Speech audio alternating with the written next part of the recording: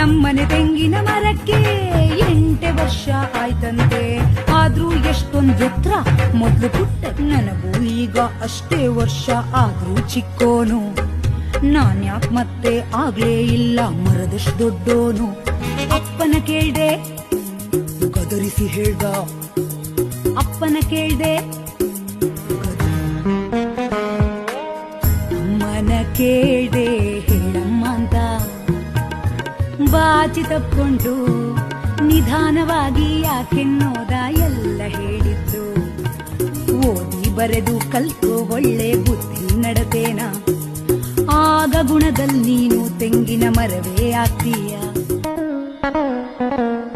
ಕಣ್ಣಿಗೆ ಕಾಣೋ ಎತ್ತರ ಒಂದೇ ಮುಖ್ಯ ಅಲ್ಲ ಮರಿ, ಕಣ್ಣಿಗೆ ಕಾಣೋ ಎತ್ತರ ಒಂದೇ ಮುಖ್ಯ ಅಲ್ಲ ಮರಿ.